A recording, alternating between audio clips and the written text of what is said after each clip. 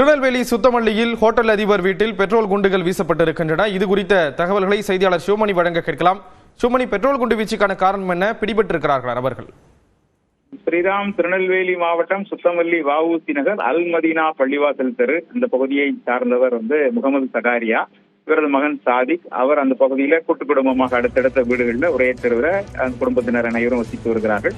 வீட்டிற்கு பின்புறம் ஹோட்டல் நடத்தி வருகிறார்கள். அங்கே பரோட்டா கடை உள்ளிட்ட ஹோட்டல் நடத்தி வரக்கூடிய சூழல்ல அவர்கள் வீட்டில் நேற்று நள்ளிரவுல 2 பெட்ரோல் குண்டுகள் வீசப்பட்டிருக்கிறது. இது தொடர்பாக அவர்கள் அளித்த புகாரின் அடிப்படையில சுத்தமல்லி போலீசார் சம்பவ இடத்திற்கு விசாரணை நடத்தி வருகிறார்கள். அதோடு மட்டுமல்லாமல் தடய அறிவியல் போலீசாரும் சம்பவ இடத்தில் இருக்கக்கூடிய அந்த தடயங்களை சேகரித்து சென்றிருக்கிறார்கள்.